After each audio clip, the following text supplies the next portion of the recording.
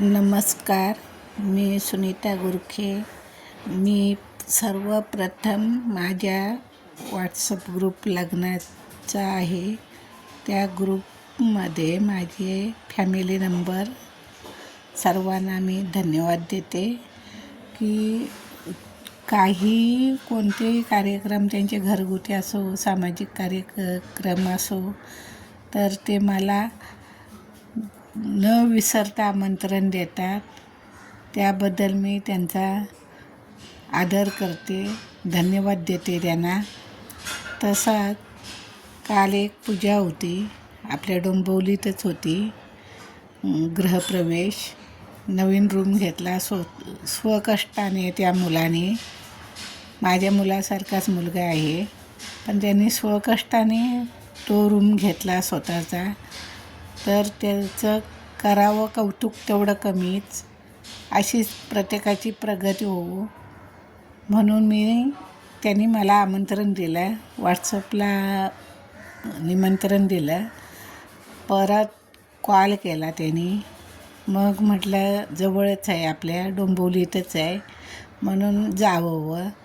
नाहीतर मला दिवसाला 50 ते 60 आमंत्रणं असतातच, पण मी कुठे जात नाही.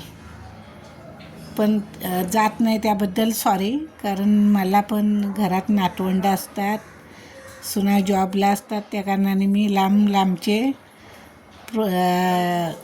कार्यक्रम अटेंड करू शकत नाही. त्याबद्दल मी सॉरी बोलते. आणि काल आमची सून घरी होती, त्या कारणाने मी डोंबिवलीत जाऊ शकले. मिस्टर आणि मी आणि माझा नातू ते पूजेला गेलो होतो. रूम छान होता आणि त्या रूमामध्ये एक जिव्हाळा होता की ते भाऊ आई असे मिळून राहतात, त्यांची भावजं वगैरे. आणि रूम खूप छान आहे. आणि मेन म्हणजे त्यांनी स्वकष्टाने घेतला, त्याबद्दल मला खूप अभिमान आहे त्यांचा. आणि पूजा वगैरे छान झाली. पूजेला बसलेले त्याचे भावजं, वहिनी त्याची, त्या मुलाची, त्यांनी गुरुजींचा आशीर्वाद घेतला. आणि आम्हाला निघण्याची घाई होती, म्हणून मग आम्ही उभीच होतो की देवाचं दर्शन घ्यायचं आणि निघायचं. मग माझं पण आदरातिथ्य स्वागत छानपैकी झालं. आणि मला मेन म्हणजे कसं की मला अभिमान आहे, त्या मुलांनी एवढं स्वतःच्या स्वकष्टाने घेतलं, त्याच्यात अभिमान आहे. आणि म्हणून मी मुद्दाम होऊन गेली, वेळात वेळ काढून. आणि त्यांचे